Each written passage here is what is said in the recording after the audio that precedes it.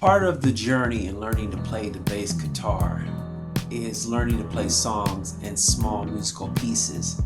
And as I continue to embark on the journey of learning how to play this fine instrument, I often ask myself, how do I know when I really know a piece of music like the back of my hand?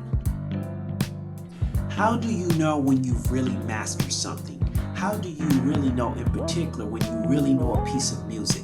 Today, here on the Swag and Jazzy channel, we're going to talk about the 4 pillars that one must pass through before reaching a level of mastery, of really knowing a piece of creativity like the back of your hand, it becoming embedded within ourselves and part of us. Stay tuned.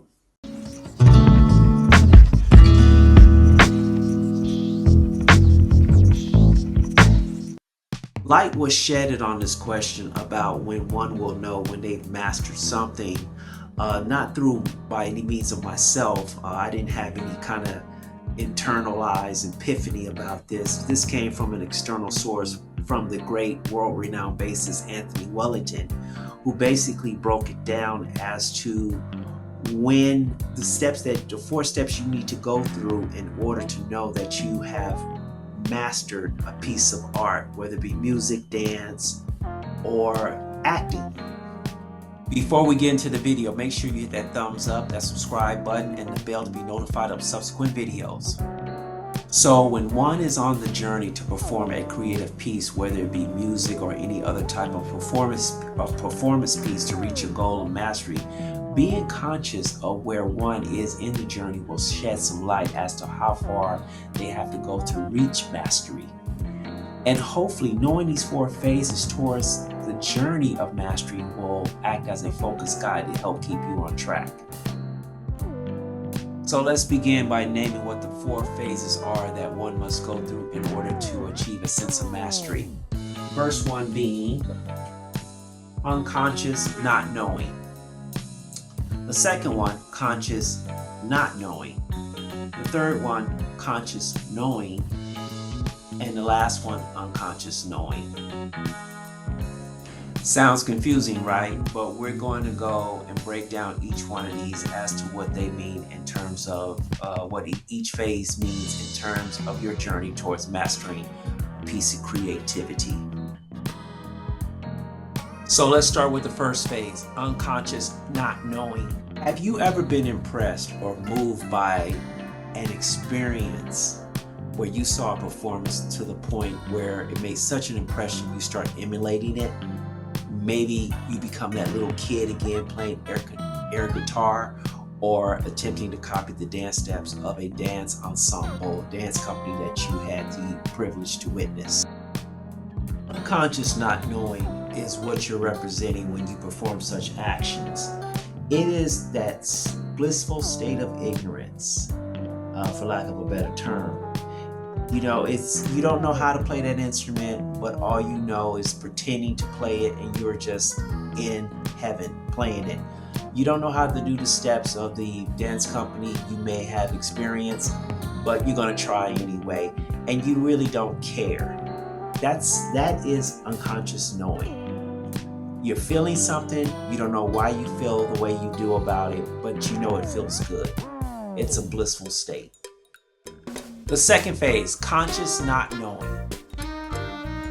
Let's say that you were so moved by a performance that you experienced that you really wanted to emulate it, duplicate it, just the way you experienced it. So in other words, you've been inspired.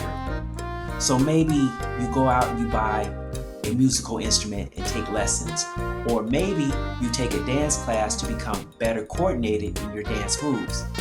In this phase, you become aware of what you don't know and the things you need to learn in order to emulate and duplicate the experience that you encountered that inspired you in the first place. So the blissfulness that one experienced in the first phase of the ignorant bliss goes away when one discovers what they do and do not know, and they find that what they were experiencing was not as easy as they thought it was. And this is where most people give up on their quest to master any type of creative piece or hobby or any type of endeavor that they were once interested in. And on to phase 3 of the journey towards mastery is conscious knowing. If you're one of the many few that was able to get over the hump of the conscious not knowing phase of the journey, congratulations. For you have the fortitude to soldier on, to learn the techniques and theory of whatever you're trying to master. This says a lot about you in a positive way, for you're willing to put in the practice and time to learn something new of what you're trying to master. And therefore becoming very conscientious as to what you're learning and why you're learning it as you progress towards mastery. And the fourth and last phase, we have unconscious knowing. This is the level when you know what you know so well you don't even have to think about it anymore. It's ingrained within you, it's intuitive. You have now returned to the blissful state of phase 1, but this time you are armed with the knowledge and hours of practice in your being. This is mastery. This is the level, the goal you want to reach, to where you know something so well that it's just second nature.